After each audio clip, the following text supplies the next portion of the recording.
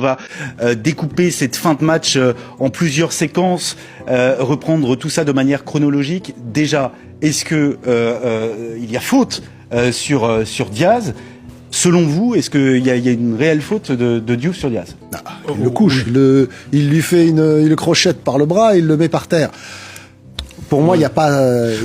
Dès l'instant où la VAR appelle l'arbitre, c'est évident qu'il va siffler une faute parce que on le voit à la vidéo. C'est vrai que sur le direct, enfin, moi je ne le vois pas, je vois pas la faute et je pense qu'il y a peu de gens qui le voient. L'arbitre lui-même immédiatement, Brahim Diaz s'adresse à l'arbitre et court mais là, c'est ça qui provoque en fait le mécontentement des Sénégalais. Oui. C'est que c'est l'environnement. On est au Maroc, dans un stade tout acquis à la cause des Lions. Et puis il faut repartir depuis hier. Depuis l'arrivée, il demande à ce que le jeu continue et on voit que Brahim Diaz fait des grands gestes pour obtenir cette révision de l'assistance vidéo. Et il n'a pas à le faire, c'est au capitaine de parler à l'arbitre. Alors, encore une fois, pour moi, il n'y a pas scandale de siffler pénalty parce qu'il y a faute. Oui, il y a faute. Mais c'est les circonstances dans lesquelles ça se passe qui provoquent. En sachant que juste avant...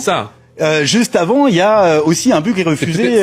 C'est ça qui déclenche l'ire des Sénégalais, c'est qu'il y a un but refusé juste avant sur une faute, là aussi légère, sur Achraf Hakimi, qui est sifflé pour le coup, en faveur des Marocains. Et je pense que c'est cet enchaînement d'événements qui provoque en fait la colère des Sénégalais. Oui, je pense qu'il y a beaucoup d'événements parce que depuis l'arrivée des Sénégalais à Rabat, on l'a vu, ils sont dans une situation où ils ont le sentiment effectivement que le pays organisateur s'est organisé pour gagner la compétition. Maintenant, sur la faute d'avant, sur le but, parce que l'arbitre siffle avant le coup de tête qui touche le poteau. Donc même la VAR ne peut pas revenir puisque l'action a été sifflée.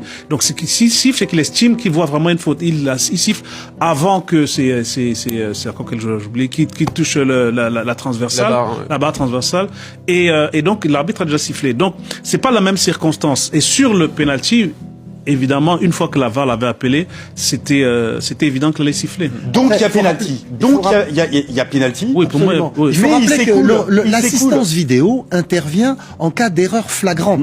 C'est pas pour les petites fautes. Ils interviennent pour erreur flagrante. Là, ils interviennent quand on voit au ralenti l'action. Il n'y a pas scandale à ce qu'ils sifflent le penalty. Oui, il n'y a pas scandale. Il n'y a pas scandale. À partir du moment où il va voir la vidéo, il ne peut pas ne pas siffler. C'est-à-dire que le geste est coupable. Après, là où je peux être un petit désaccord avec Xavier, c'est que c'est erreur manifeste. Est-ce que ne pas siffler ce penalty-là est une erreur manifeste? Est-ce que la VAR doit appeler à ce moment-là l'arbitre central pour lui dire tu vas voir la vidéo parce que tu as fait une erreur manifeste d'appréciation sur cette action? C'est là que le débat se joue en fait. Bon, il y a un débat, il y aura toujours débat de toute façon puisqu'il y a interprétation, c'est sujet à interprétation, ce genre de décision arbitrale.